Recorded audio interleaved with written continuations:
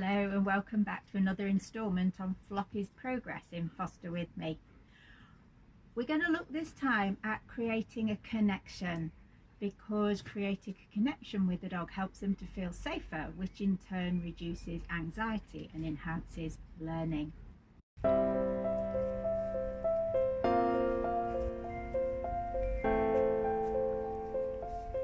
So Floppy has a great head start in this area because he just loves people.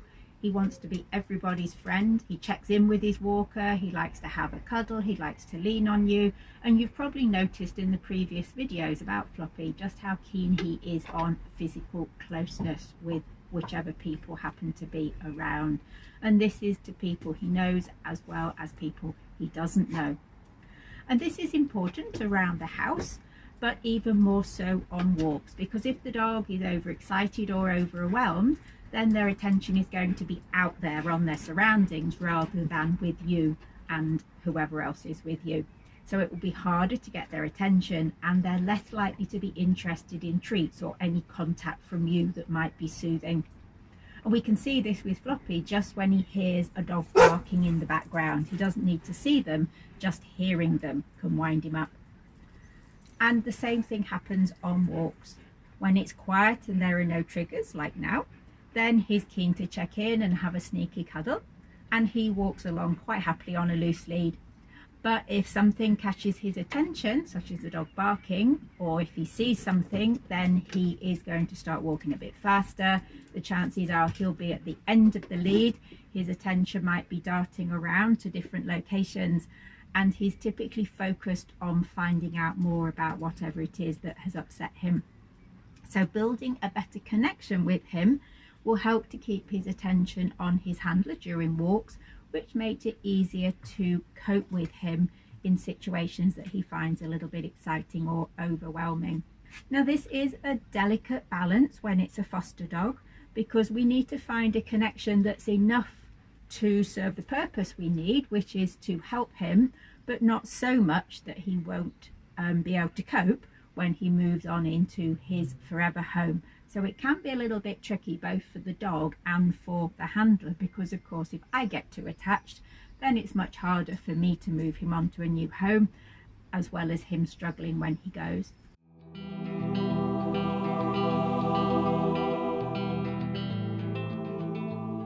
So how do we go about boosting connection? As you can see, he's busy connecting right now. And a great way to build connection is, of course, physical contact. And it is recognised to be calming for both the dog and their owner. It lowers blood pressure, it lowers heart rate for both of us, and it raises the levels of happy hormones, which of course reduces stress. So it can be gentle stroking, or it could be specific T-touch techniques or massage. Another great way to build connection is by grooming. So whether the dog needs grooming or not, spending time with a new dog, brushing them, or using one of those massage gloves is a great way to build a connection. And rhythmic, slow movements from brushing is soothing in itself. And when this chap arrived, he had a really thick kennel coat, and we've been working on shedding that. So he's been getting a lot of brushing, but as you can see, he's still getting warm because we're squidged in this corner. When we are in the garden or we're out and about, we can reward his check-ins. So we're rewarding behaviour that we want and encouraging him to do that more frequently.